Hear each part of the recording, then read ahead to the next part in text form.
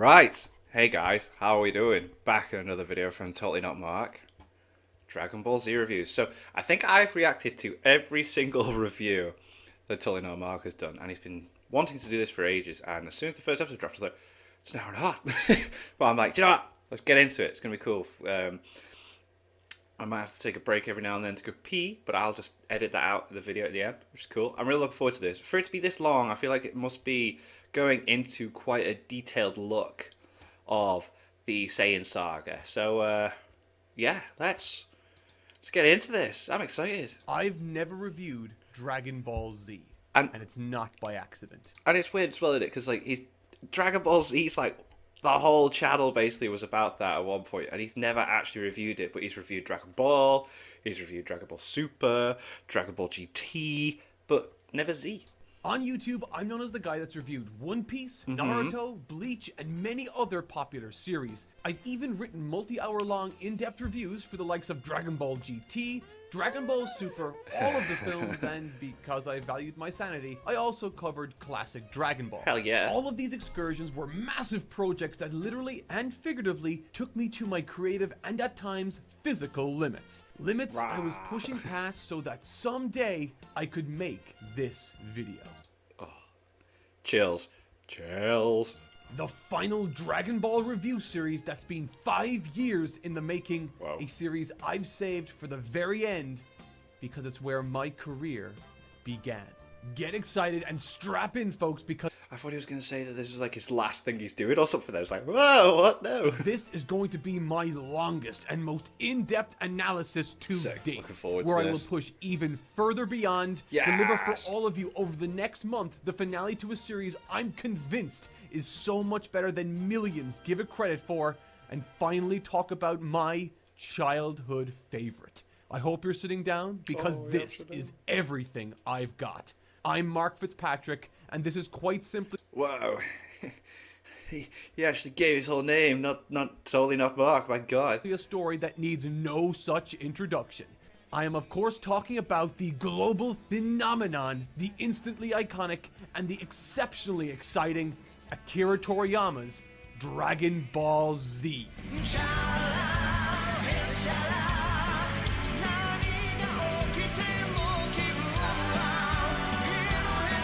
Cool.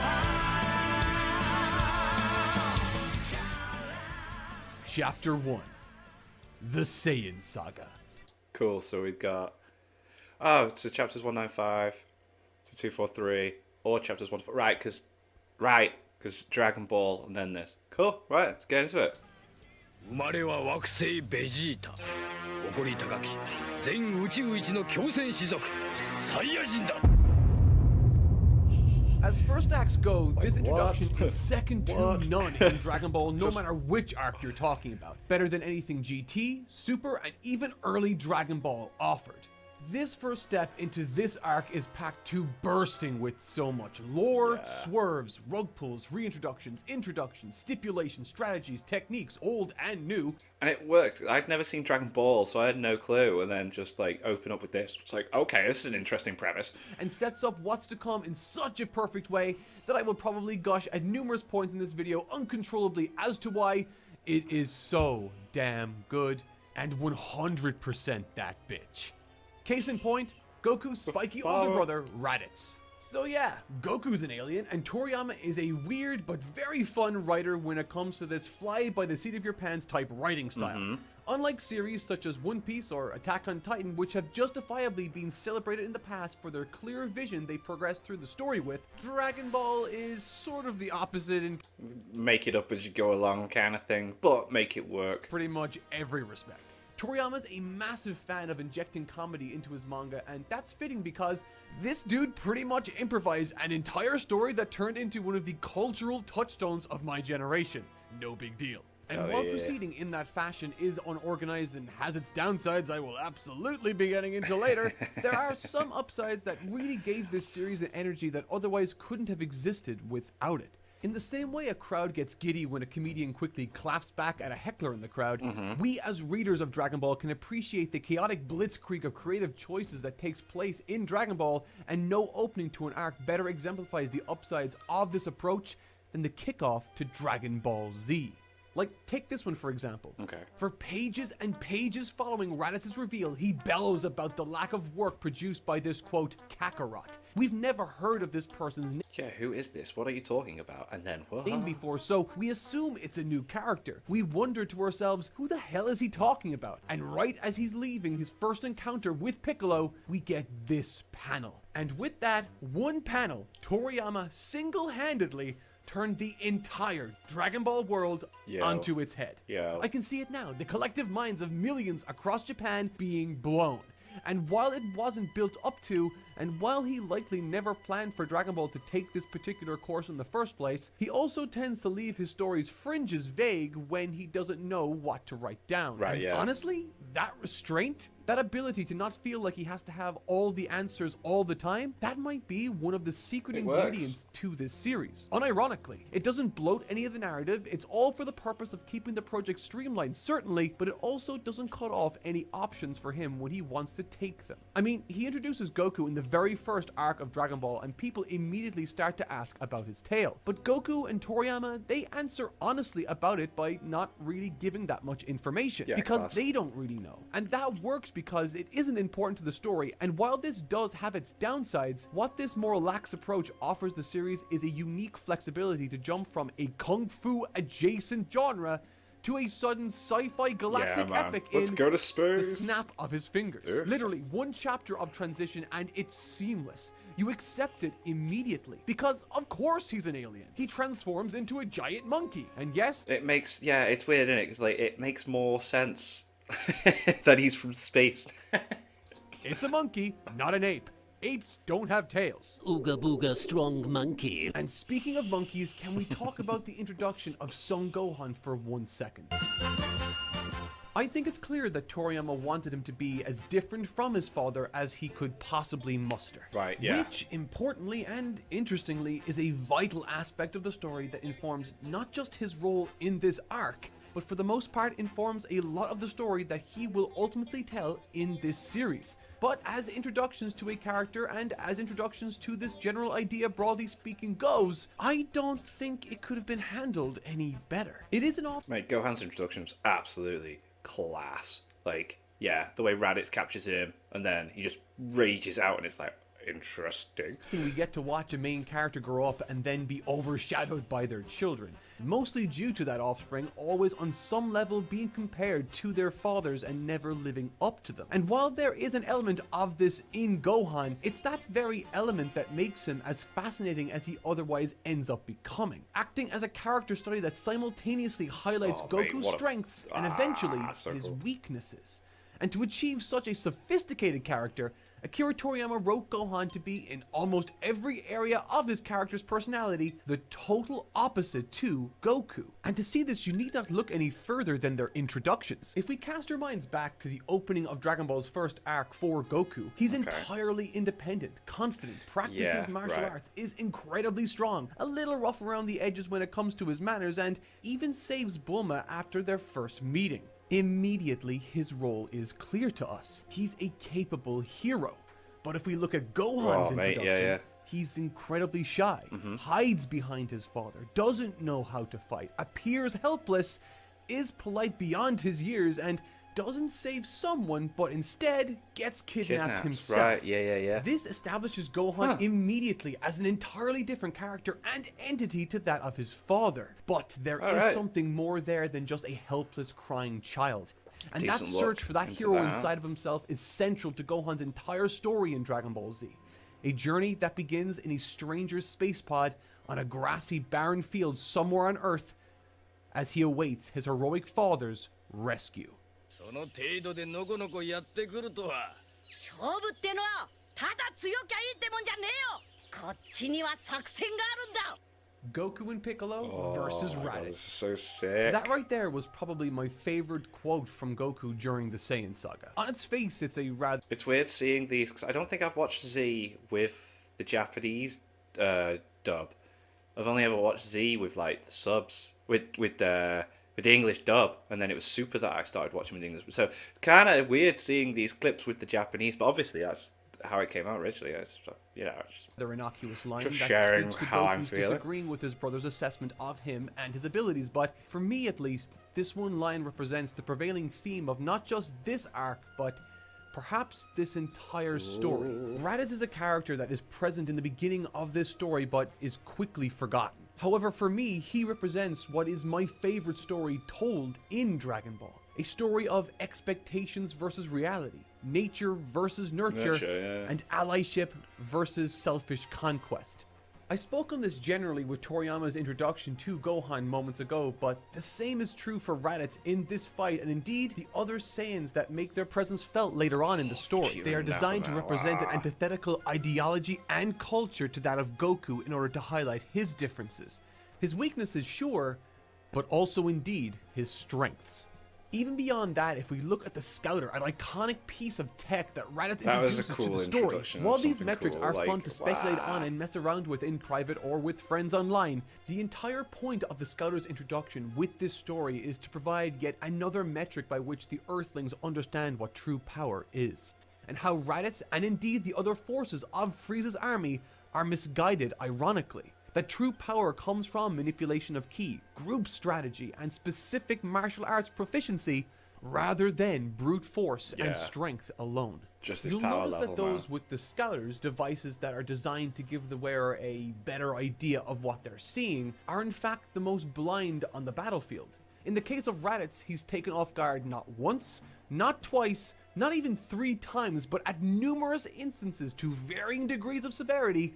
This Scouter Raditz relied on put him on the back foot and caused him to underestimate Piccolo, and perhaps most crucially, his brother Goku. Yeah, just like you take it as exactly as you see it, because they don't do the whole raising and lowering power levels and that. It's like, that is how strong you are. Yeah.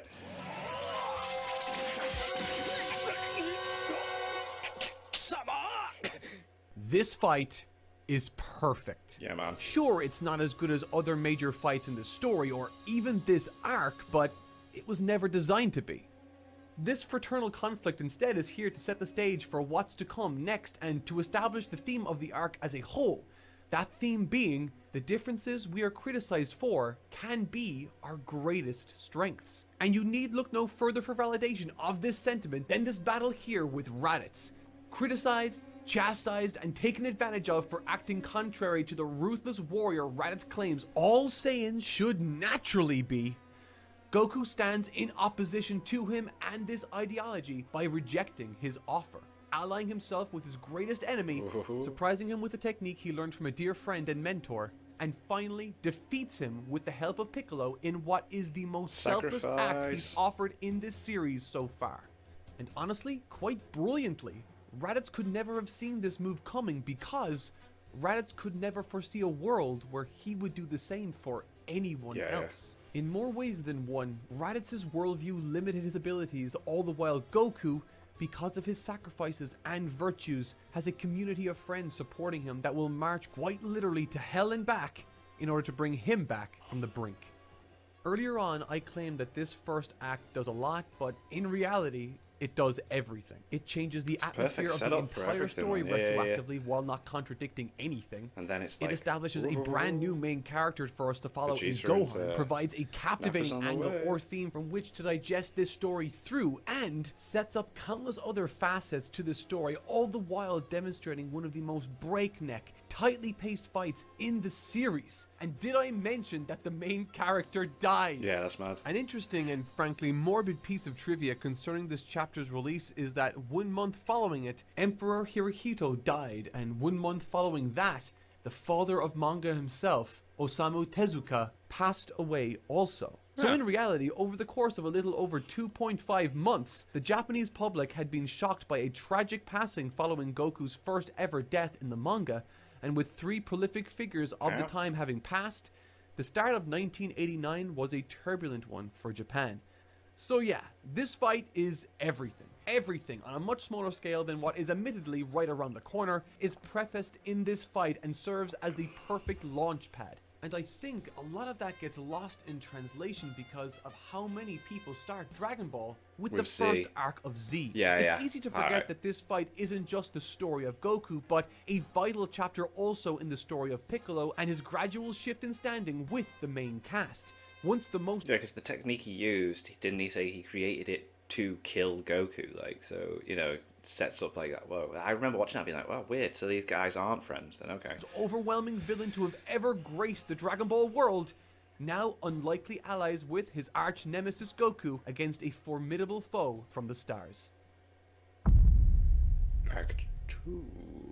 Piccolo's change is slow, but it is seismic. And just as we think that we've got our feet under us following Raditz' impactful entry and exit stage left, Gohan is kidnapped by the greatest supervillain this world has ever seen for special training. For as it happens, thanks to the scouter Raditz was wearing, his allies, the Saiyans, They are heard the arriving whole in a thing? single year, all the while Goku, the Earth's hero, is hurled into what will soon become my favorite setting in all of Dragon Ball, Snake Way. Otherworld.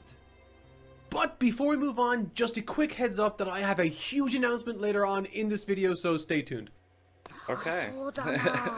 There are two That's what things she I said. love about second acts in stories: training arcs and tournament arcs. Neither of which Dragon Ball is in It's a particularly short tournament supply of. arc. And in this particular second act, there are two main plot lines to follow, as well as the looming threat on the horizon driving all the action that's taking place. So let's start with my favorite one: Otherworld and the wacky adventures of Goku on the way to train with King King Kai. Kai. You know a training arc is going to be good when, in order to qualify for said training, you need to 1. Be dead, 2. Be one of the lucky few actually chosen to travel with their physical bodies in the first place, and 3. Traverse a seemingly endless 1 million kilometer road that has only once been crossed in the last 100 million years. This is a smallest It's a lot to... like, wow, there's a lot of requirements there, but okay, let's do it. side, but unironically, Snake Way as well as Goku's journey on it has been one of the main inspirations as to why I started running marathons in the first place. It's a simple but immensely effective visual and physical challenge for us to understand as readers, not to mention a fun one. Visually, it's striking with the clouds beneath acting as an abyss, the likes of which threaten to swallow up Goku if he misses so much as a single step. And in addition to all of that, it's contrasted with this look that just screams, "Let's do it," as soon as he heads off flying. And for whatever reason, this scene has always stuck in my head as sort of this encapsulation of exactly what I love about Goku. And as a kid, it was always something I tried to take inspiration from. That there will be seemingly impossible challenges ahead, but all of those challenges, if you approach them with the right attitude, you really can handle them. Goku's a character I love, and this environment really dragged out some of my favorite qualities of his. And that's not even to mention the filler in the original broadcast either. And while I will remain consistent and say that I don't typically enjoy filler and that if Filler you're was looking quite for funny. a pure experience as the original author intended, you should read the manga or go watch Kai or something. With all that said, these episodes are still some of my favorite fillers Oh, of with the all time. snake lady and Pulling the that. trigger on Goku falling into hell only to find himself in a series of challenges against these two lunkheads was a great idea, and the misdirection at Princess Snake's palace only further Yeah, that was elevated cool. the treacherous path Goku had to navigate on his way to King Kai's training. But the street cleaner gag is just too perfect. I cannot help but imagine that Akira Toriyama wished and was kicking himself for not having come up with it himself. It's just too Aw. perfect, and it might be my favorite visual gag of all time. 僕がそんな Training. 僕なんか全然戦えない You よ will. Whenever I read this manga or watch through this story, I'm always struck by how wonderfully Gohan's journey contrasts his father's original path as a child. All the while Goku gleefully and resolutely marches down an impossible path, his son Gohan is struggling to do the very basics of survival, even with the help of an unlikely babysitter. Casting our minds back yet again, we can recall what Goku's first significant on-screen training was as a child. After demonstrating his abilities and proving himself worthy of Master Roshi's tutelage, Goku chose to willingly seek out the guidance and training of who was, at the time, the Earth's greatest Wait, hero. Master Roshi. Contrast that now with Gohan, someone who too was chosen based on the merits he demonstrated, but was kidnapped, forced to take the training of not the Earth's hero, but instead its ultimate villain. And I honestly enjoyed noticing these little choices because it clearly demonstrated that from the very beginning, Gohan was never meant to be like Goku, which is, I found, not only interesting as a character study, but additionally, as I found, offered the series something it otherwise hadn't in any meaningful capacity prior. Looking back on the early Dragon Ball series, there were of course plenty of opportunities for us to share time with Goku as he trained with various individuals and masters. We've seen him train with people like Krillin, but outside of his direct involvement, any secondary characters' training took place off-screen. Right. Goku needed to be present in order for us to see their training for the most part. However, this time around, in the Saiyan Saga, no such mistreatment of secondary characters takes place this time. Mostly. In the past, this was the Goku show, but something is different this time around, and it's... Okay, yeah, you do see majority of everyone's training in this. Like, cool, alright. thanks to Gohan, who now assumes a comfortable and natural position in the B-plot. Not just helping the pacing of this arc tremendously, not just offering up screen time to the likes of Piccolo, who has up until now only shared the screen with Goku, but it is the first indication we've gotten that signals the importance of the Gohan character moving forward, and how in more ways than one, Dragon Ball Z isn't simply the story of Goku, it's the rise of Gohan. Got the CT.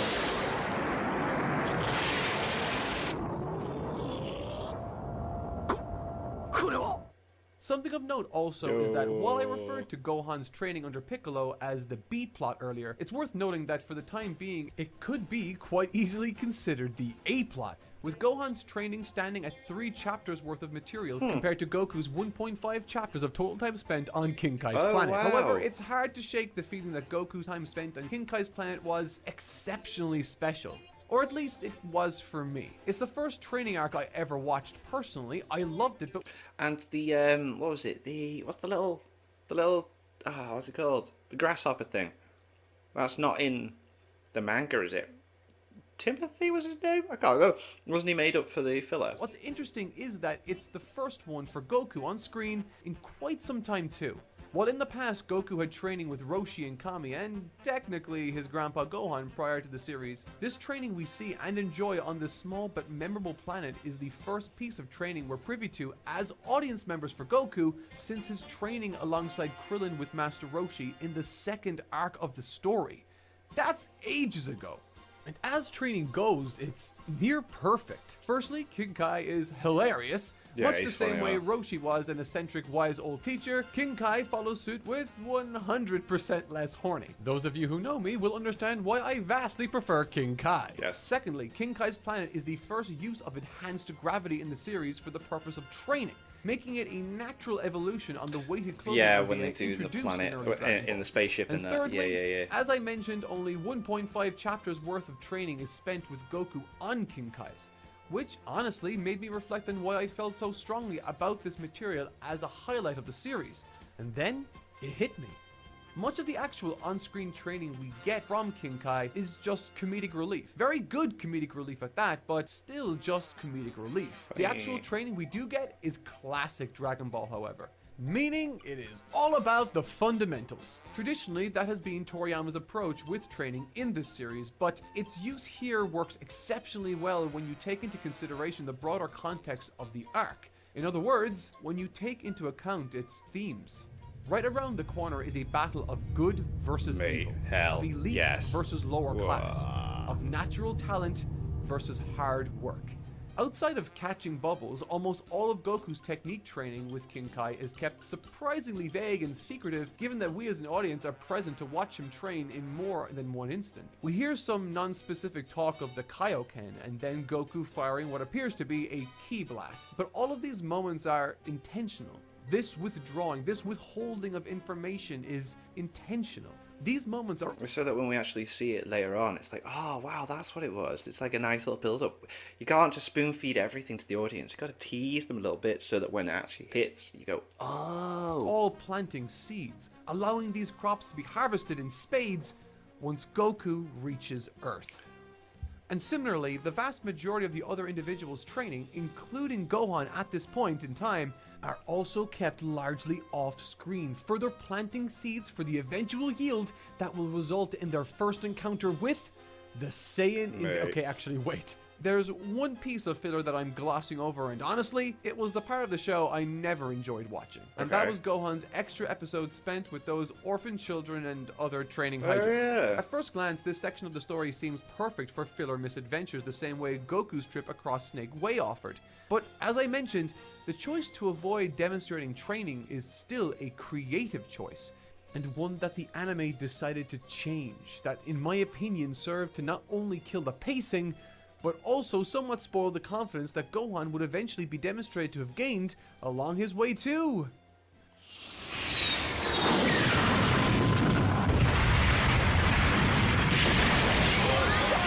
The total disregard for just anyone else. It's just, we'll just land anywhere. Let's just smash through this planet and then, yeah, it's cool, whatever. Yeah. The Saiyan Invasion.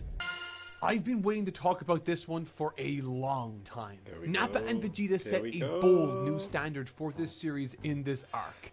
Gone are the days of campaign always been one of my favorite fuel bosses with... I don't know why, it's always one of my favorite moments where like Nappa just puts his fingers up like that and then it just, it's like, whoa. And then they even recreated it in GT, didn't they, when Nappa came back? Which was, I was just like, I remember watching that being like, oh, yeah, that's cool, yay. With humorous underlings, Vegeta and Nappa are cold-blooded There we go. killers. There it is. Toriyama wants you to understand what this means for our heroes right out the gate, as they effectively glass an entire city.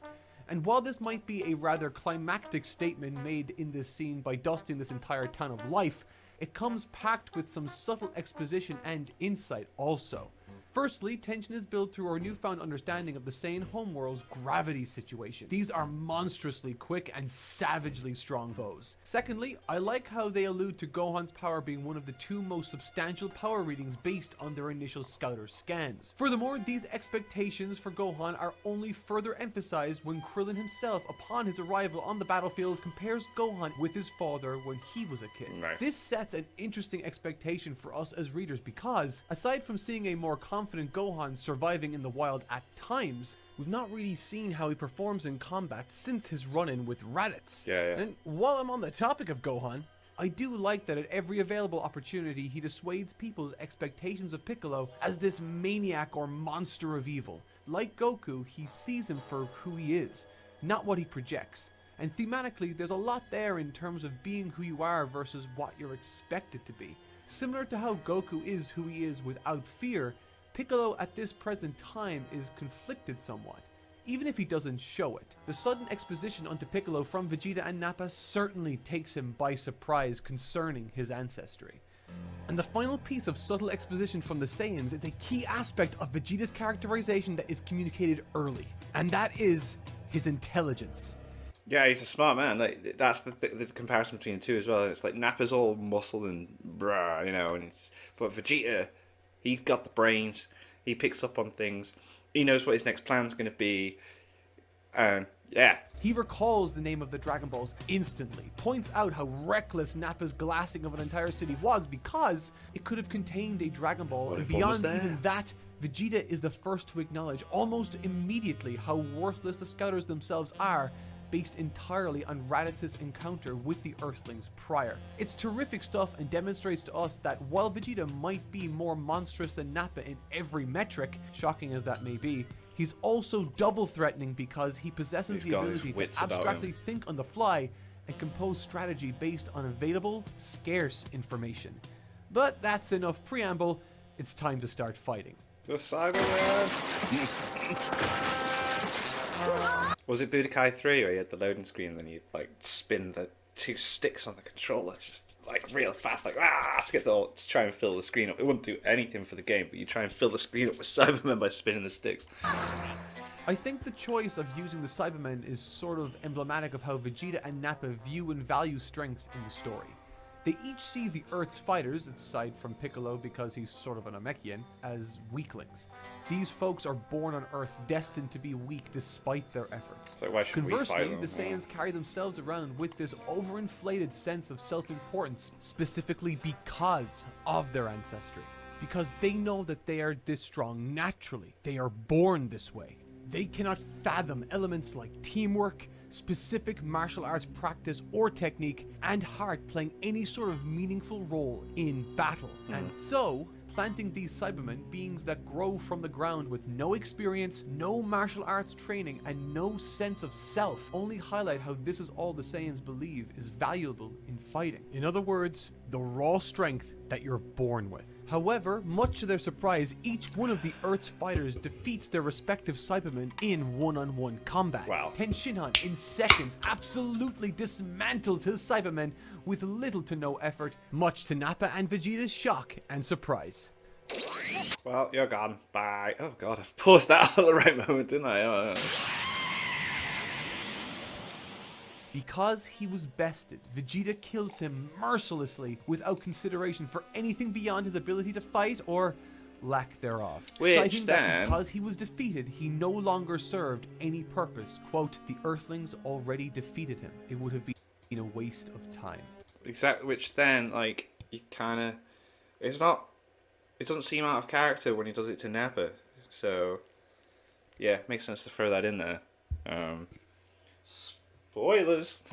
Even Yamcha technically possessed more than the necessary power to defeat his Cybermen. It was only when he let his guard down he was taken aback by this creature's lack of humanity, lack of self-preservation, and its immense conviction to only care about the result and not itself. And the which meme again was speaks to this born. philosophy the Saiyans have regarding power. It's all that matters to them. Nothing else is important. Reflected in how the Cyberman carelessly treats its own well-being. Its life is meaningless. It's just a number, a meat shield that serves a basic function: to kill, to fight, to win. Because of this, it stands to reason why someone like Yamcha, who doesn't at all view the world this way, is taken off guard by this kamikaze play, as is every single last one of the Earth's fighters, including Piccolo, much to the joy of Vegeta, who laps up this strategic ploy. Yamcha gets a lot of mockery following this display, and honestly, it's a funny meme. But in the story, the point of the scene is to highlight that this was something none of the Earth's fighters could have foreseen coming by virtue of how they value other things beyond just winning. It could have and likely would have happened to many or any of them. Prior to this stepping up to the plate, Yamcha told Krillin that he'd go first, as he could be wished back to life given that Krillin didn't have that same luxury, being brought back in Dragon Ball arcs prior.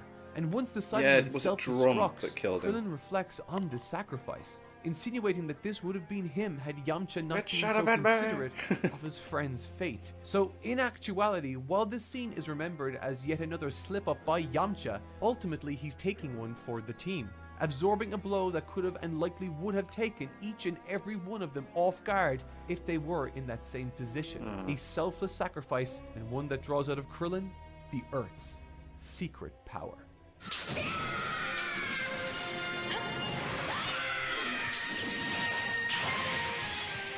Missing one, it lunges at Gohan, who despite what he just saw is totally frozen. All this training, all this preparation, all this anticipation, and he freezes. In a wonderful moment of guardianship, Piccolo demonstrates his ability and watchful eye of Gohan by quickly disposing of this remaining Cyberman. While also a wonderful demonstration of what Yamcha taught him with his sacrifice, it is also our first indication that unlike his father, Gohan is not ready for this. No. Not even close.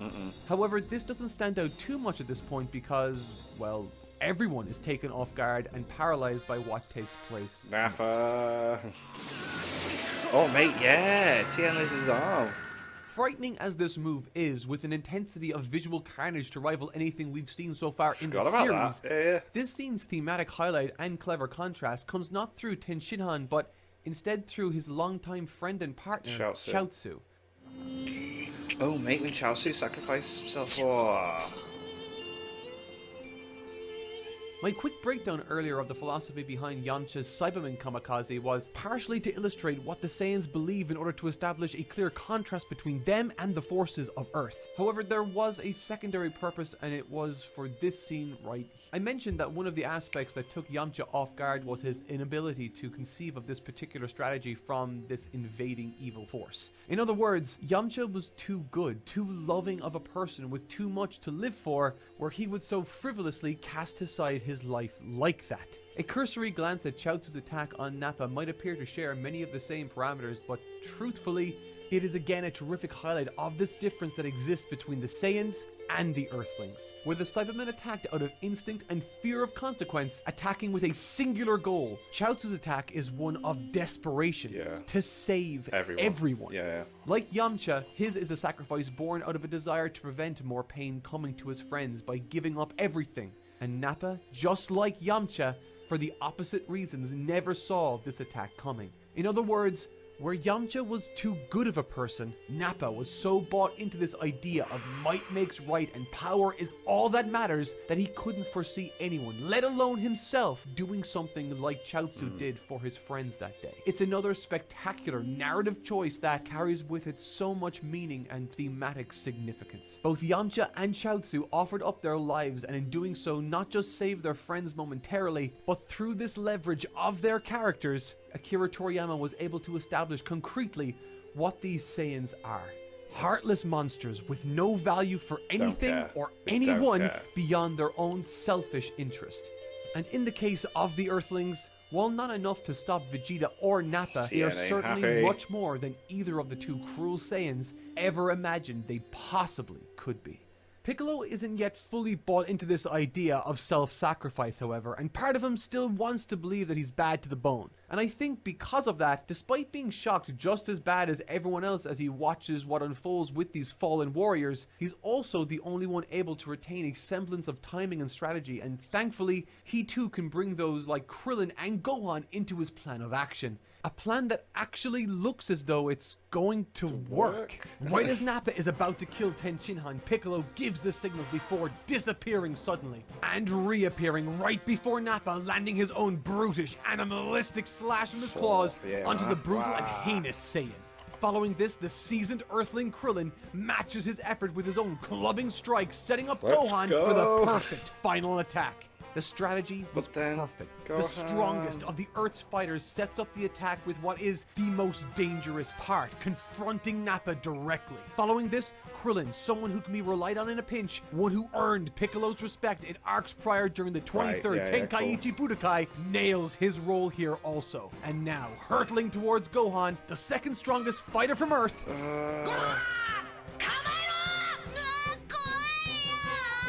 freezes. Because of course this happened. Unlike Piccolo, unlike Krillin, and unlike even Goku, this isn't Gohan's natural state. Standing on the battlefield with monsters, forced to bear witness to graphic deaths and attacks time and again, almost coming close to dying himself. This was always going to be the outcome. Because as I've mentioned time and again in this video, Gohan isn't special or interesting because of his abilities, but instead his lack of them and his determination to keep trying despite this natural aversion he has to fighting and danger.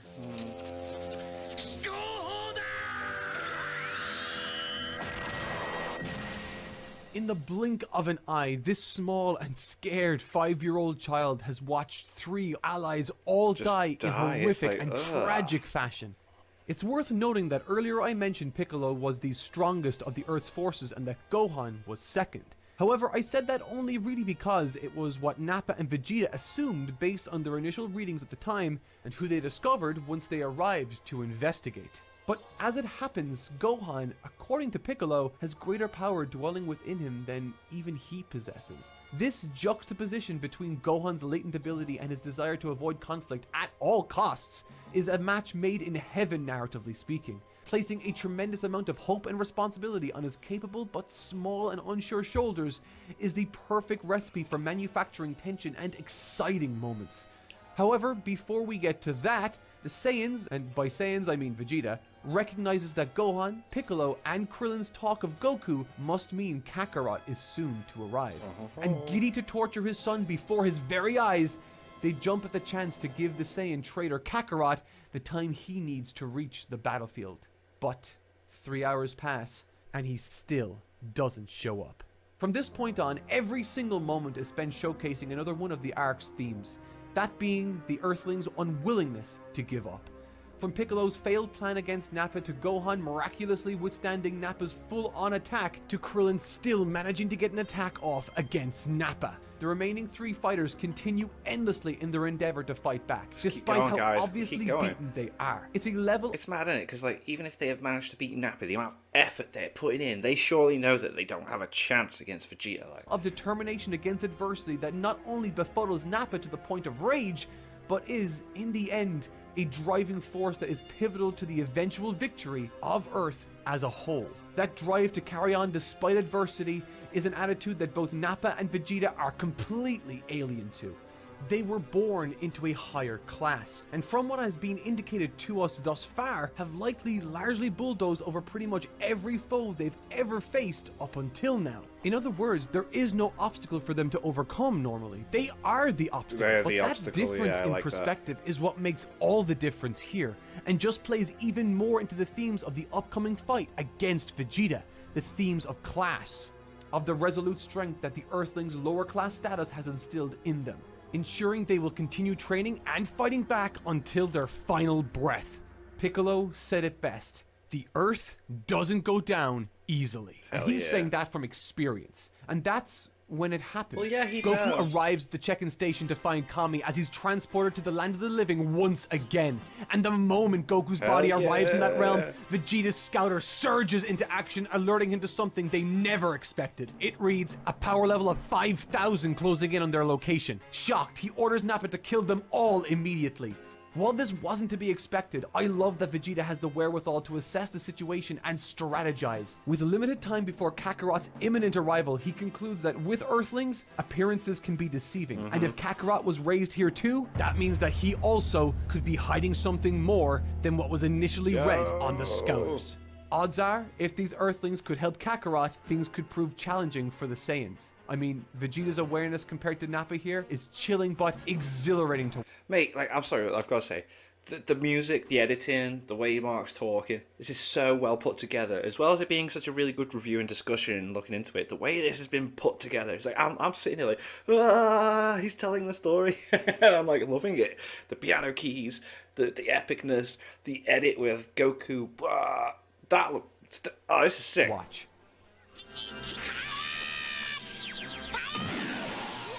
It's remarkable how exciting this was to read through.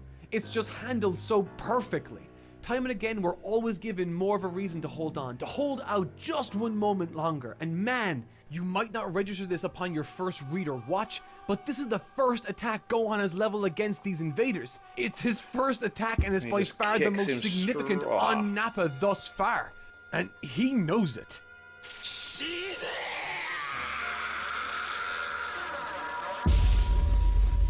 This might be the most significant point in the story so far.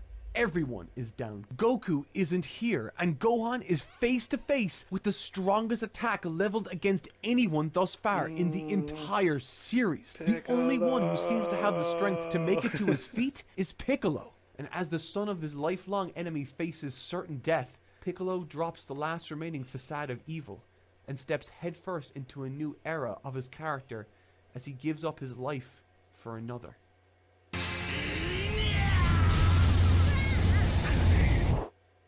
Son Goku の息を止めた後、再び貴様らの王になってやる。こやつはまだ生きておる。息の根を止めねばならん。生かしておいてはいかんのだ。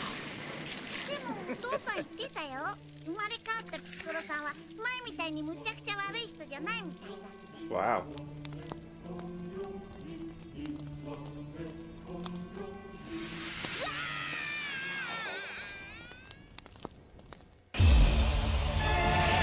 Wait, what an edit!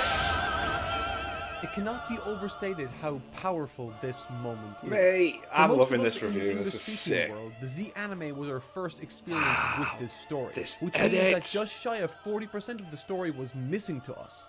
And as a result, much of the Saiyan arc's bombshell moments such as these are muted in the grand context of the series. One moment we're introduced to Goku and the next we're told he's an alien. One moment we're introduced to Piccolo and told he was a villain before we see he's good again, or at worst, an anti-villain. The pieces are there, but the sheer weight of what the first 40% of the story provided is not. Piccolo's sacrifice here is one of Dragon Ball's finest character moments. It's the culmination of a character arc spanning so many volumes, and it's a moment Toriyama spent so much time building to in this arc alone. This is a character born with the sole desire to kill Son Goku, and more than that, was born with this goal specifically in mind. One inherited from his creator, and one evidenced with malicious force as he mercilessly broke all of Goku's limbs in their first iconic battle. But this arc changes everything. Killing Goku in this battle against Raditz technically achieves Piccolo's goal, but it's never seen as such, nor is it presented that way. In fact, Piccolo compliments Goku's prowess in the battle, and he uses his death as merely a means to rile up Raditz by reminding him Goku will live again. The change is already clear at this point, but as Piccolo takes Gohan away to train him, this transition in alignment only becomes stronger, to the point that God himself actively tells us this is the case. In fact, arguably before Piccolo even realizes it himself. Throughout Gohan's training, Piccolo is a brutal master. On the surface, he leaves Gohan to fend for himself, but still takes the time to leave him apples. He removes Gohan's tail for the sake of removing a weakness, but follows up with clothing and a weapon. Every dark moment is followed by one of tenderness, and by the time the battle rolls around, their chemistry is strong to the point of being referred to collectively. We've become far stronger. And as Nappa faces Gohan, Piccolo makes a choice. He casts aside not just his life, but the Dragon Balls too. He puts aside everything for this child he has nurtured and bonded with over the last several months, and gives up his life instead. And it's at this moment the facade drops. What God realized months ago finally comes pouring out of Piccolo's own mouth. Gohan changed him. Quote, "You were the only one who ever really talked to me." That familial path he was set on by his creator was disrupted by the sheer innocence and love of a child. A running theme in this arc is that of bucking existing expectations based on this idea of inherited responsibility. Others having expectations of Gohan as Goku's firstborn son. Goku learning he's in many ways the antithesis of what the Saiyans represent in the cosmos, and Piccolo, in a similar fashion we can see, has struggled with his own identity issues since his arrival in the story. This sort of messaging is all over this arc, even going as far as to subvert our own expectations of certain characters. Take Gohan, for example, son of the main character, and his very first ki blast, his first signature technique, isn't a Kamehameha, it's a move from Piccolo. A move literally called Masenko, or Demon Flash. This is all to say that the message of this arc has always been that who we are is not and should not be dictated to us by our race, by our culture, or our relatives. In the same way Goku was demonized by Raditz for being unlike how he viewed a Saiyan should be, Piccolo too was born with expectations and believed he needed to live up to those expectations as they were his life's greatest purpose. He even believed it. But as pointed out by Gohan, his father would tell him that Piccolo wasn't ever really a bad person like King Piccolo was before him. And firsthand, Gohan discovered that Piccolo was quite the opposite to how many had described him before. And that's what this moment is. A culmination of everything. A final act of defiance against who he expected himself to be in order to be true to who he is. No longer living a lie, instead choosing to die the hero. It is genuinely one of Toriyama's finest character moments, and a real triumph in an arc full of incredible scenes. And here we go. This is what relief feels like. Yeah, it's like the timing and everything was just perfect, man. Let's go, he's here. Toriyama has given us so much in this arc, placed our point of view onto Gohan, formed new bonds with unlikely heroes, demonstrated the tenacity of Earth in more ways than one, and systematically has torn down and taken away each and every one of these. Culminating with and teasing the final nail in the coffin, Gohan's ultimate defeat and death at the hands of Nappa, only to remind us that this is still Goku's story. Hell yeah. Interesting as well that Nimbus is, what Gohan's on. Don't you have to be pure of heart to be able to ride Nimbus as well? So showing as well that Gohan is very much that. There's something to be said for how Goku arrives on the battlefield during the Saiyan arc, and while it's effortlessly cool to watch this offbeat, somewhat lighthearted character nonchalantly waltz from one side of the battlefield to the next without so much as acknowledging Vegeta or Nappa's taunts and jeers. Cool. In a way, by virtue of being true to his own values, by being silent, by focusing first and foremost on his friends, showing sentiment and concern for their well-being, Goku's attitude, by default, flies in the face and insults the Saiyan way of life. It immediately communicates to us as readers what this situation really is. At this point, Goku has so astronomically surpassed Nappa, he isn't even really a concern to him. And while Nappa sees this as Goku having a death wish rather than a concern for his loved ones, we as readers know otherwise. It sets up this level of impending catharsis, or should I say impending beatdown, that only Goku can deliver. Once again, Goku, by being who he is, rejects this supposed way of life Vegeta and Nappa represent. It's over. 8,000. Goku versus Nappa. Much like That's thrown me as well, because obviously we all know the whole "it's over 9,000," but I knew it was going to say 8,000 because I've seen like the how it was translated differently in that, so that was fun seeing that. But yeah, I wish it was the English "it's over 9,000." The amount of memes that came out of that was amazing. But here we go. Like Piccolo, Goku was believed to have been sent to this world to conquer it, to kill, to ravage, to enslave, but that wasn't who Piccolo was, and as Nappa is quickly finding out, that isn't who Goku is either. Yeah. To Nappa, sentiment, mercy, consideration for others are all signs of weakness. Weakness that leads him to vastly underestimate Goku when he first engaged with him. Just messes about with him.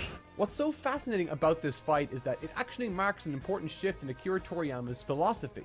If you cast your minds back to the pre-Z portion of the story, Goku's small demeanor was used to create David versus Goliath type moments. Right. The smaller power besting giants, so to speak.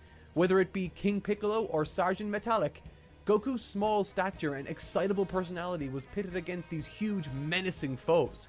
And Goku's fight against Nappa is an awesome one and follows this same approach. Just look at how small Goku is pictured against this guy. Yeah. Only to style on him again and again and again. With Toriyama breaking out some of the more dynamic and fun angles in his so toolkit. sick. It's a short but incredibly cathartic bout that's been much needed amidst all that was lost. But it's here that Akira Toriyama flips the design philosophy on its head. Vegeta, a tiny speck of a man, ruthlessly obliterates Nappa in an instant.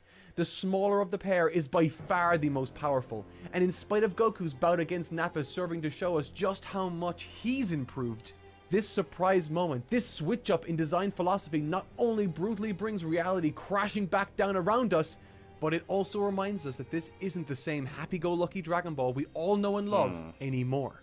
From Frieza's tiniest form being his most mighty, to the same being true for Cell, and of course the minuscule evil Boo really slams this philosophy home. It's a simple but effective switch and conveyance of power, and man, it sure does nicely set the stage for arguably the greatest clash in the history of shonen manga. Let's go. I have touched exclusively on the manga so far because I've always been of the mind that approaching the story in its purest Original form, source right from material. the author, is the best way to examine a story, but this is Dragon Ball Z. I would imagine almost all of us got into this series through the anime, whether it be on Toonami back in the day or through Kai if you're part of the next generation.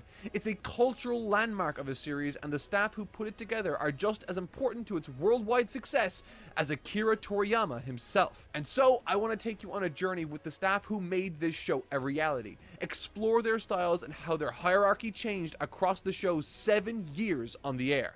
Yep. That's right, 7 years. Damn. There's no way that can be right! You see, in spite of the big Toei Animation logo slapped right on the show, Dragon Ball Z was predominantly outsourced to a large number of subcontracted studios. While Toei is a colossal mammoth of a production house these days, back in the day, they straight up lacked the manpower needed to produce a weekly show like Dragon Ball entirely in-house. In other words, they needed a lot of help.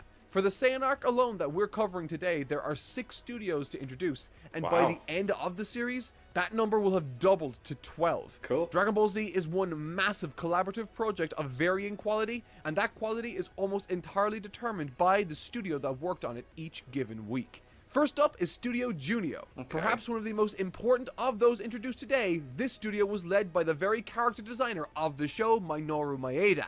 This man has been with the series since the very beginning, serving as the character designer for both the Dr. Slump anime before Dragon Ball, as well as the original Dragon Ball series. His ability to mimic Toriyama's art during this era was really second to none, and the character sheets for this arc truly set a solid foundation for all the various studios to follow. But of course, animation requires animators, and it was the key animators he had under him that were the ones truly responsible for elevating the episodes he led.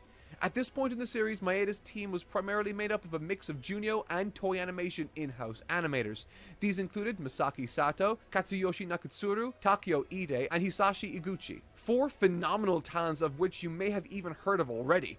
Sato and Nakatsuru especially produced some of the most phenomenal character art during this portion of the series, truly taking Dragon Ball art to a whole new level. While Iguchi and Ide were still more than capable of producing striking artwork, their talents for actual movement were where they really shone, and you can see that in their seriously dynamic output.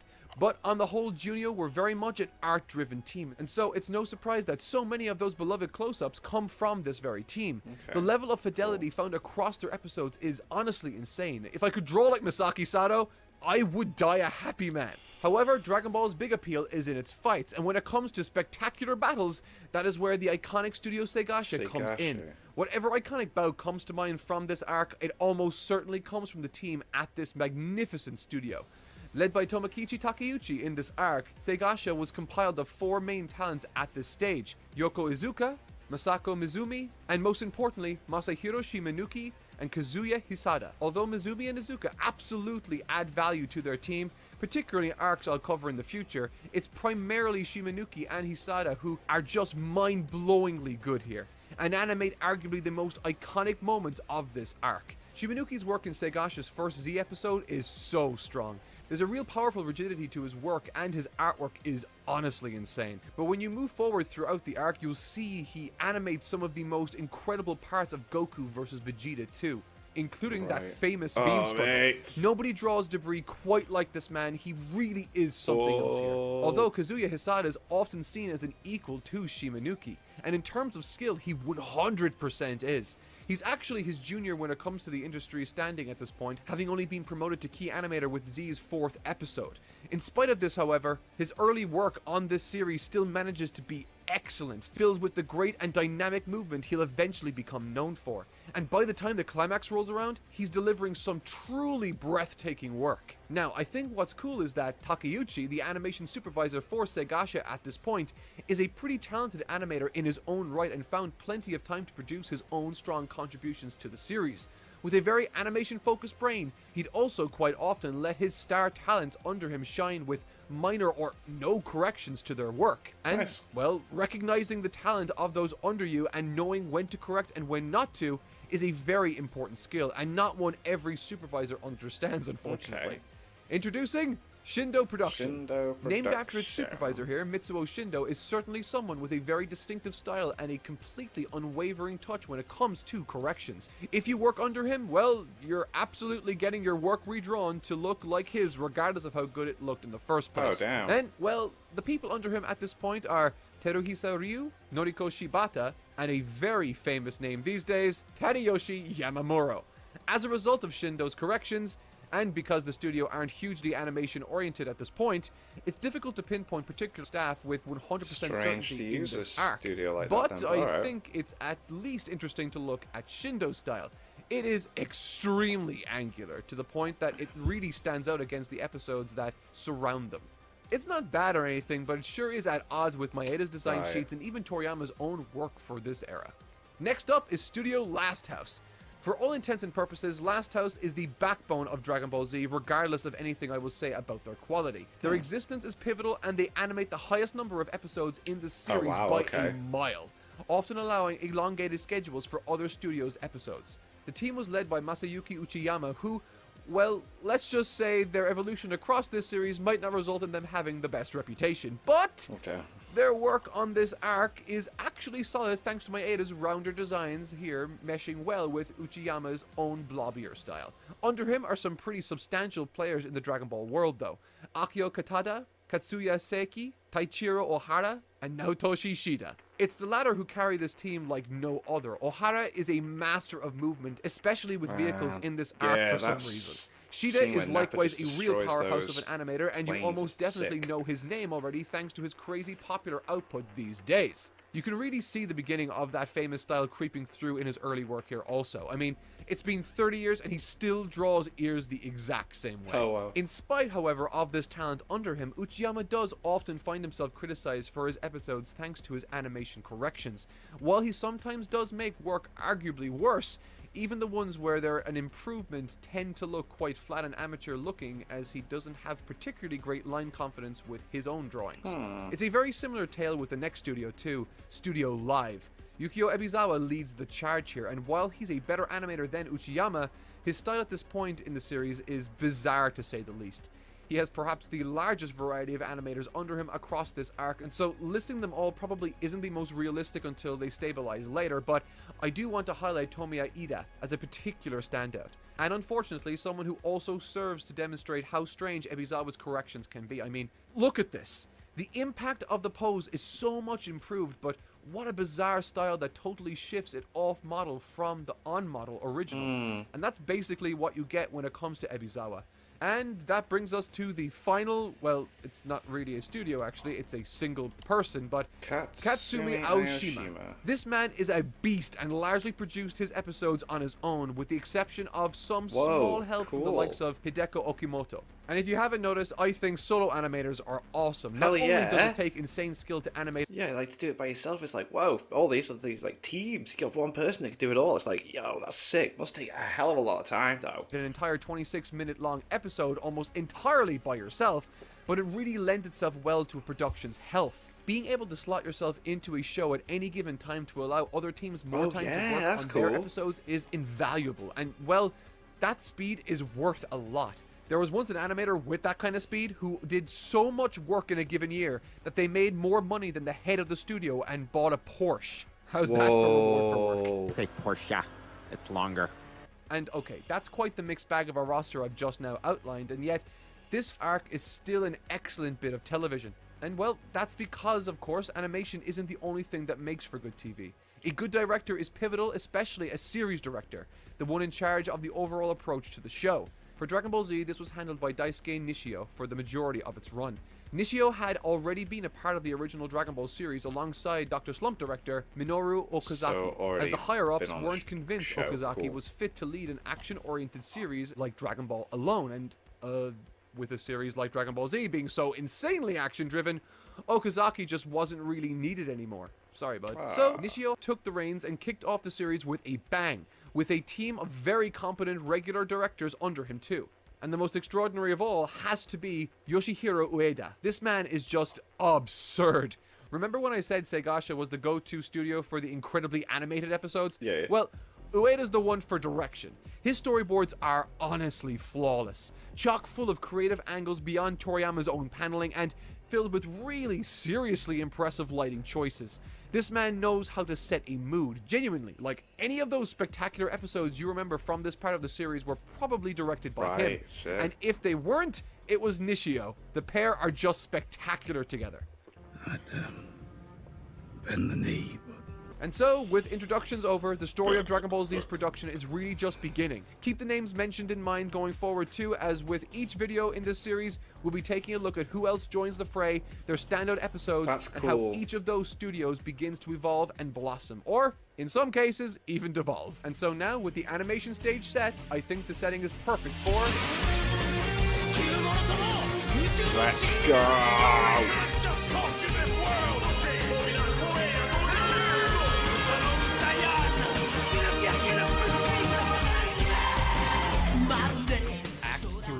Goku versus Vegeta. Let's go! My friends, this is arguably the greatest fight in all of Dragon Ball. Arguably the most iconic battle in all of Japanese manga and anime. And for me, it is the single most influential and important fight scene I'll ever watch.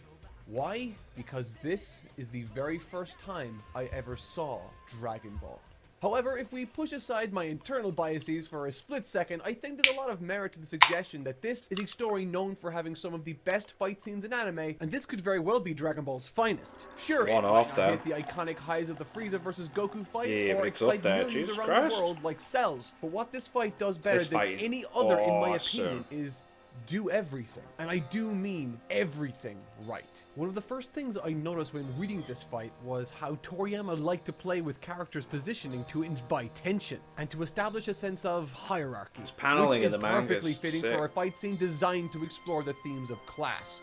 The mission statement of the fight is reiterated right from the outset, quote, "On this planet, we know that even the lowest born can outdo the elite if they work hard Working enough," says hard Goku. for it. In response to that, Vegeta says, "Now I'll show you the wall you could never scale with hard work alone." It's the Naruto versus Neji.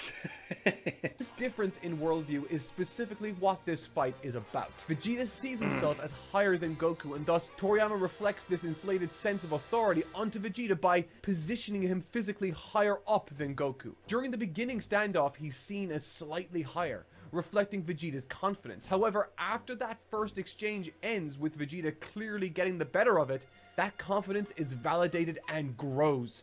Vegeta is naturally the stronger of the two and is positioned even higher again.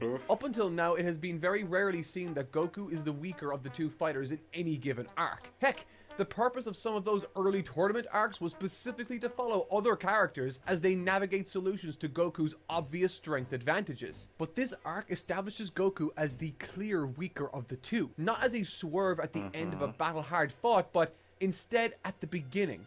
Why? Because now, with the strength question having been answered, all that remains left for Goku to lean on are the attributes he has that separate him specifically from the likes of Vegeta. And those traits are the techniques he's learned and the friendships he's forged. I didn't realize this small detail on my first read-through, but during Goku's bout with Nappa, there's an instance where he takes his blast head-on, or should I say chest on, hands up in the air with his ki and gi absorbing the blast as if it were nothing. Seeing this made me recall what King Kai also said to Goku about his gi when he was gifting it to him towards the end of their training before he left. That being that it could deflect small attacks. Symbolically, the gi he's wearing represents the first line of defense against the Saiyans from his friends, and in this first flurry with Vegeta, it gets torn to rags, proving that Vegeta's going to be a... Oh wow, okay, so I never clocked onto that either. So it can deflect small attacks, but everything Vegeta's thrown at him is just ripping it apart. Wow. A real tough opponent to overcome, even with all that sets Goku apart from him. And in this moment, with the appropriate stressors on Goku, now we get to measure what makes him special against a character like Vegeta. And interestingly, this pushes Goku in ways he's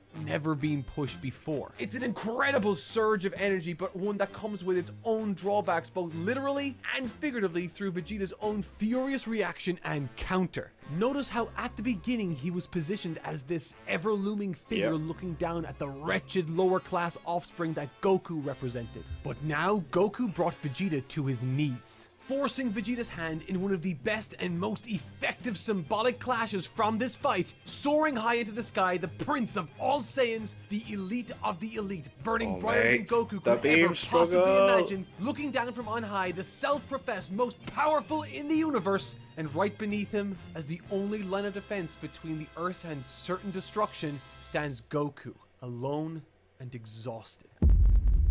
But Goku isn't alone. He never was.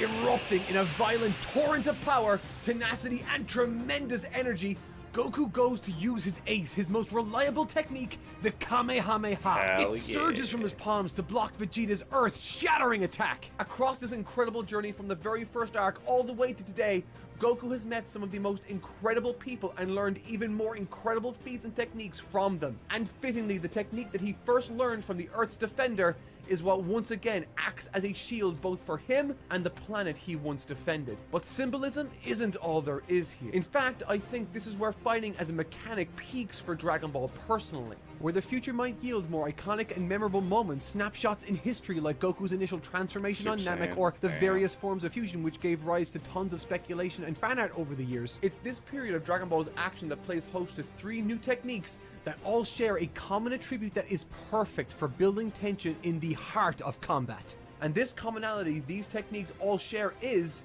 risk versus reward. In other words, this fight is the final culmination of Goku's martial arts training specifically, where fights after will be host to Goku overcoming his physical limits in terms of power and strategy. Goku versus Vegeta is the last hurrah for Goku, the martial artist.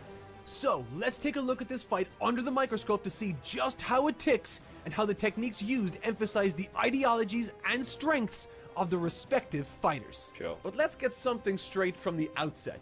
Walking right up to Vegeta in the first place and asking his friends to dip was a recipe for disaster for Goku. Goku is objectively, when it comes to raw data, much weaker than Vegeta. He's slower, physically inferior currently, and can't even rely on his battle IQ or tenacity like he usually does to make up the difference, because just like him, Vegeta is very experienced and clever. So where does Goku look when he's out of options? Well, if you think back across all of Dragon Ball, you need to ask only one question. What does Goku always want to do? To fight strong opponents in order to get stronger. It's a very simple desire, and one you might not think is too dissimilar to Vegeta's. However, there is a subtle difference to their respective goals that results in them being total opposites. While Vegeta wants to be the strongest, Goku wants to be stronger. Vegeta's end goal is him standing atop the mountain. Goku doesn't have an end goal, a destination, nothing beyond simple but consistent improvement over time. It's a lesson that was reinforced onto him through his Grandpa Gohan and indeed Master Roshi in early Dragon Ball, that he should keep training, keep learning, keep improving, because there will always be someone else stronger around the next corner. Unlike Goku, Vegeta's worldview has a very simple and clear hierarchy structure, one within which he sees himself sitting atop of. In this very first fight, Vegeta refers to himself as the strongest in the universe, which, whether he's correct or not, reflects a belief that according to Vegeta, there isn't anything he can learn from anyone simply because he's already better than them by his own birthright. He's the pinnacle. The difference between these two characters means that Goku is always eager to seek out training and tutelage from wise masters, while Vegeta isn't. The Kaioken.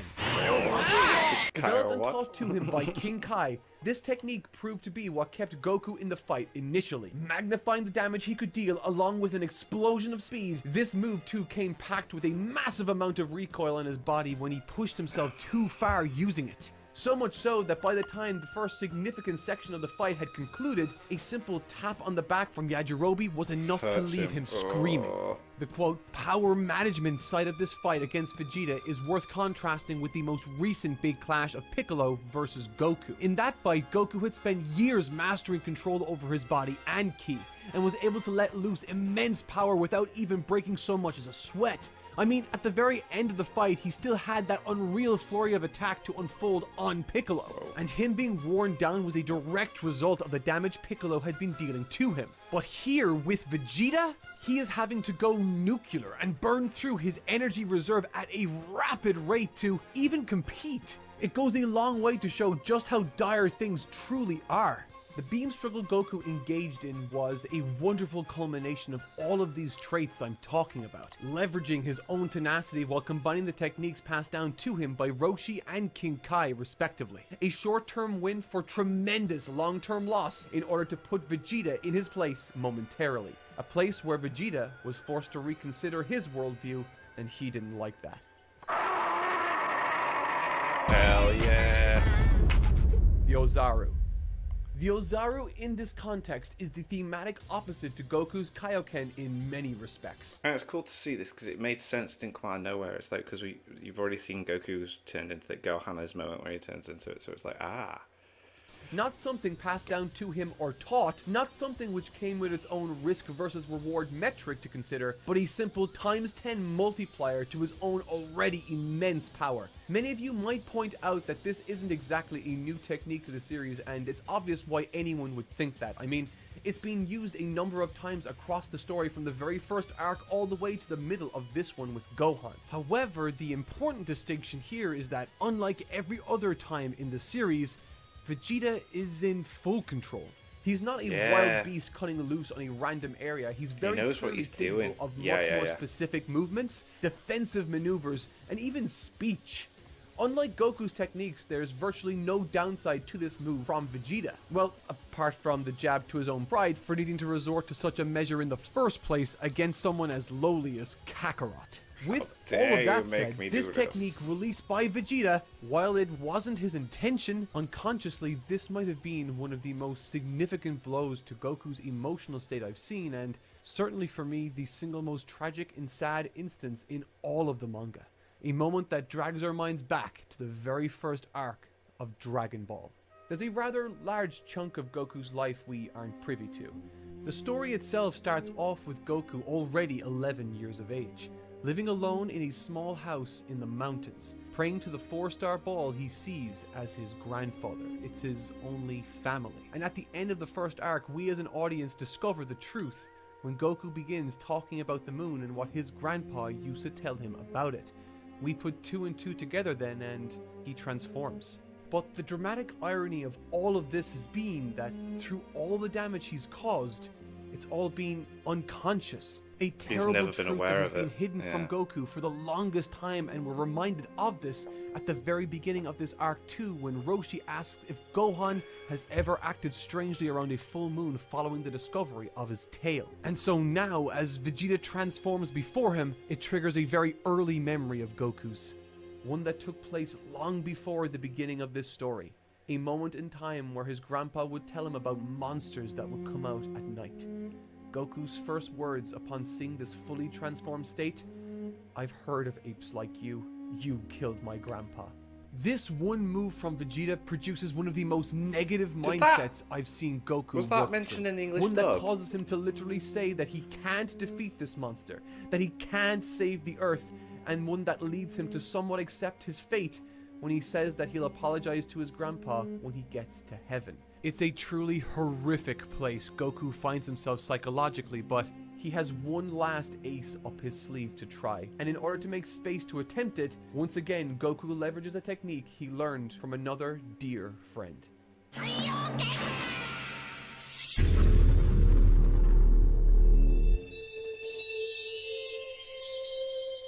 The Genki Dama. There we go. The Genki Dama is the most symbolic technique presented in this arc, one that's intrinsically tied to the messaging and themes contained therein.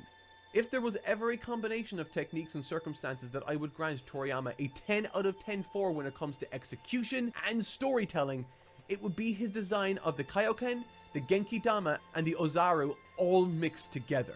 Following their bodies being brutalized and ravaged by the effects of the Kaioken, Vegeta and Goku are forced to take vastly different approaches that reflect their respective ideologies. In other words, because Goku used the Kaioken, Vegeta needed to use the Ozaru, and Goku then therefore needed to use the Genki Dama.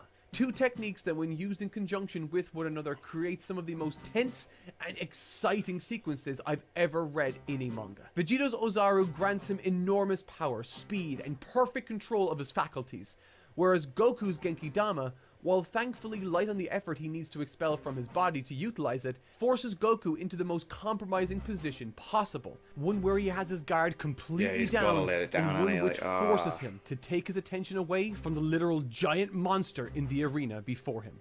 It's an extraordinary and exciting sequence of believable cause and effect in what is quite literally the darkest encounter Goku has ever faced. And when he rolled his last dice, and it came up Snake Eyes, his legs are crushed. He admits defeat, and after firing the last remaining bit of energy he has right into Vegeta's eye, there and then resigns himself to death. I've never seen Goku like this. But again, Goku is never alone.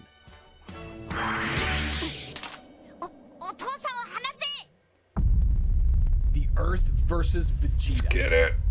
Now, this section. Oh my god, this section. Okay, woo! Okay. Hell yeah. Yeah. When Dragon Ball Hype, is at its hype, best, hype. I don't think there are very many manga that can compete. At least when it comes to combat. It's next level. The storytelling, the emotion, the tension, the swerves, the drama. Oh my god, the drama! The conclusion to this arc is utterly spectacular. And not only could I not think of a single thing I would change, whenever I read it, I'm always taken aback by how dumbfoundingly well executed and exciting it always it just is. all The works Genki so Dama well. was what Goku believed was his last resort, but It in didn't work. actuality, there was always one other ace hiding up his sleeve: his allies and his loved ones. A number of times throughout this arc, it subtly brought up how much Goku's allies, friends, family, and even enemies value him. From Roshi's passing comment about how everyone worked together to gather the Dragon Balls when they discovered it was he who had passed, to Piccolo's kind words about him on his deathbed, there's something about Goku, who he is naturally, that attracts people to him.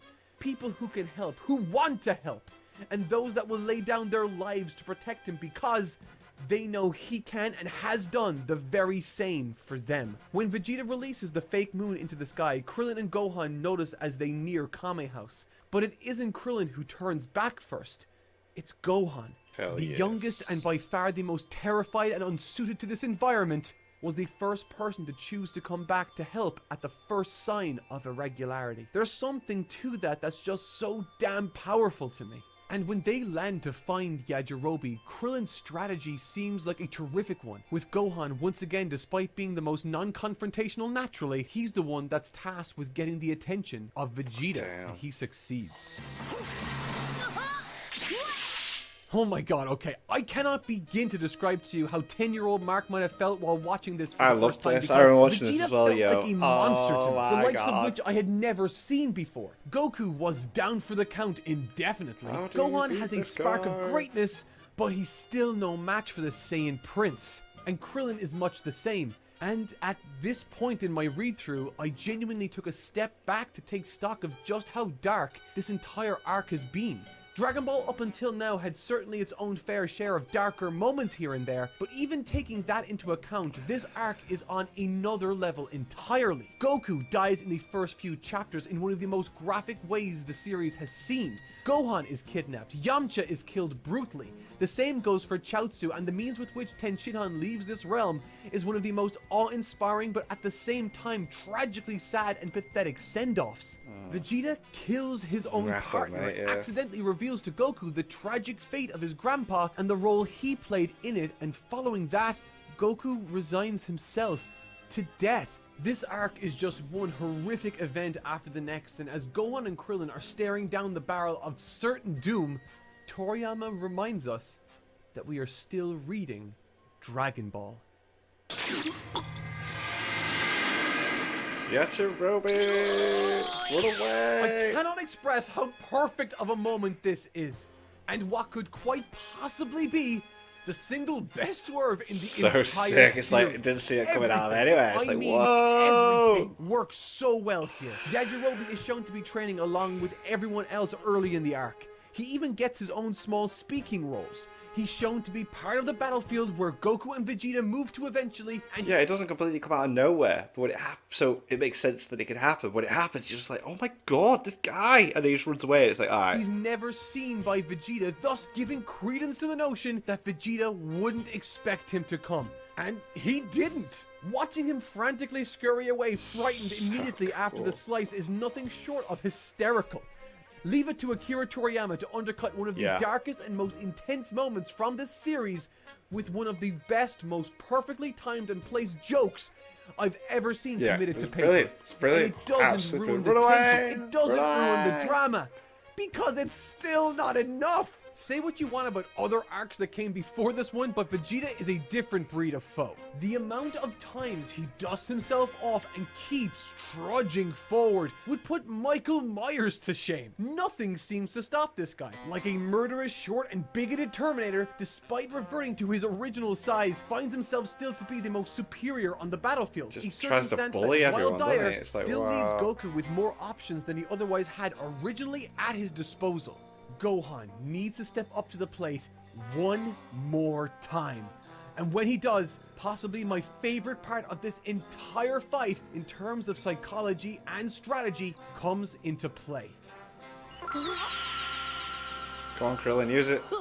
Use it. なんだこれ There's a lot to say about this moment being Goku's or Krillin's or even Gohan's, but everyone's. in reality, I think it's a perfect combined effort of all three. Goku, the man who traveled to hell and back to get the knowledge, the ability to defeat Vegeta only to fail, now has to channel the technique he was taught and pass it to the person he trusts more than anyone else on this planet. Krillin, a character that once epitomized the definition of underhanded jealousy. I just purchased a Funko Pop double box of Goku and Krillin, both younger, doing that. So they've taken that moment and In the series has grown to become one that recognizes his own faults and shortcomings faster than anyone else, and perhaps to a fault. Of all the Earthlings, Krillin is the only one that remains that can make any meaningful difference, and being one of the only two that Goku can pass this responsibility off to, Krillin is his first choice. And in the end, he was the perfect choice. His own self-doubt gave him room to delay the throw long enough to listen to King Kai's advice. And if not for Yajirobe, Krillin would have been the hero of Earth there and then. But I'm so glad he wasn't, because what happens afterwards is even better. I love it, now, yeah. alerted to the danger, Bounce it, Vegeta Gohan. easily dodges Bounce the spear, it. seeking his evil feet. Now, hurtling towards Gohan, he has to act fast. God. The child that was less than a year ago too shy and scared to introduce You've got to himself bounce it without back. encouragement, now stands in opposition to the most terrifying man the Earth and Goku has ever encountered. One that not only threatens their lives, but wishes to torture them all. And what's more, he now stands down the single most powerful attack, his own father's most powerful attack, with the instruction of reflecting it back to that monster Vegeta. This entire sequence tells its own incredibly rich story that enraptured me from start to finish. Mate. An arc, a story, a fight, all about how relying on others is a sign of weakness now proves to be the most decisive blow leveled against the most terrifying entity the Earth has ever been threatened by. An attack that could have happened had 3 or 4 brave allies not rallied Yes, you're themselves brave, to mate. defeat a great Waka Waka! Oh my god, this is the best arc ever! Just when you think It's this like, fight come on, when does it end? He's such a monster. It's like, just stay down. Stay down. is over, when you think there couldn't possibly be more, Akira Toriyama says, hold my heat tab, and brings out more remarkable swerves and revelations like Gohan's tail having regenerated like Goku's used to back in the day. Granted, this is a little or very convenient given the circumstances, but after what we've just seen, to me, this is just having fun and the icing on what is slowly becoming one of the most delicious cakes I've ever eaten. mate, Okay, just that doesn't analogy got a little away from me there stop. towards the end, but what I'm saying is, this story is great. Sure, it takes some liberties to make this happen, but it makes up for it because... Second time. Yajirobe again! Yajirobe lands the attack. Toriyama used the regenerated tail of Gohan to create space for another incredibly funny Yajirobe sword. my I God. cannot describe to you the joy this story makes me feel. Yajirobe is a king, an unsung MVP of this story. And fittingly, what deals the finishing blow to Vegeta isn't a punch, a kick, a sword, or even an energy blast, but instead the very transformation the Saiyans have used to conquer so many other worlds. A transformation that crippled Goku and one that took his grandpa away from him. And in the heat of that savage form, amidst all of the chaos and destruction, is struggling the so much reason now, for it's like, Son ah, Gohan, God the damn it. innate humanity he represents was enough to allow him the clarity to target Vegeta specifically. And target him, he most certainly did. It's a thrilling turn of events as the last gasp of Earth's forces Love this. resulted in a roar the likes of which Vegeta narrowly escapes. And that's when it happens.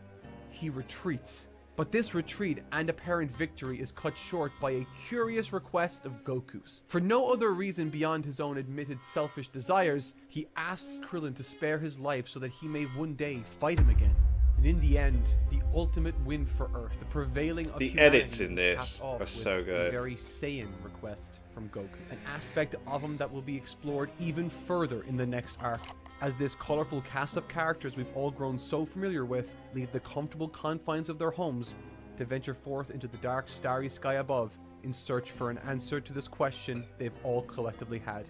Can they bring their fallen friends back from beyond? Can they reach planet Namek to secure the Namekian Dragon Balls without succumbing to the dangers and terrors that lurk in deep space? Tune in next week to find out. But in conclusion, the difficulty in analyzing Dragon Ball Z like I have today comes from its abundance of characters that all independently deal with their own journeys. While their respective paths might intertwine in interesting and at times incredibly entertaining ways, these are still unique stories to each respective character that serve to not only create the cast we discussed today, but also serve to establish the infectious and engaging world of Dragon Ball we all wish we could be a part of. Structuring this video such that I gave enough time to explore the origins of what this arc and ultimately what Dragon Ball was trying to achieve is difficult and requires careful consideration. And if you feel as though I've glanced over certain aspects like Goku's first interaction with his brother acting for many as the beginning of Goku's road to accepting his Saiyan ancestry, rest assured I haven't forgotten about that section and instead have saved that material for a section I hope to cover in the next video covering the Frieza arc Frieza and Saga, Goku's ascension to legend in the manga industry. Whoop, whoop. But in short, this is a story I grew up with, and what this video represents is a view into my mind and how I perceive, understand, and see Dragon Ball Z. In other words, this is why this story has been the most influential in my life and why I am writing this series at all. We've defeated the Saiyans, everybody, but we are far from out of the woods yet. Next time, we travel to planet Namek, and I can't wait for you all to join me on that mission too. But until then, I've been Mark Fitzpatrick. Thank you so much for watching, and I'll see you next time. He said his name twice. He said his name twice. That was a great video. The editing on that was incredible. Everything in that video was boss.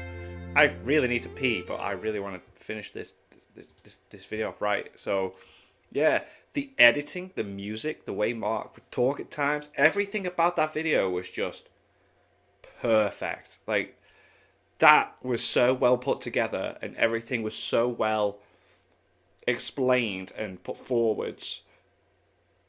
That was boss. That was absolutely boss. I loved it. The guys that edited that video, amazing. I like how he went into all the studios as well. He didn't need to do that, but that was a nice little segment as well. Educational. And yeah, that was great. I can't wait to check out the Frieza Saga one. It's like 2 hours long. But yeah, I'm trying to get back into the routine of scheduling for the week now instead of like recording the day before. So I think I've got enough time. But anyway, make sure you check out my Etsy shop. Link is in the description for t-shirts and hoodies that I've designed. And thank you to my patrons. If you want to have your name at the end of every video I upload, link in the description to the Patreon page. $1 a month is nice, but that's greatly appreciated. Thank you guys very much for that. Thank you all for watching. What do you guys think of that? What do you guys think of this? Click like, subscribe if you haven't already. Leave comments down below. Let me know what I should watch and discuss in future videos. I'll see you guys next time. Bye.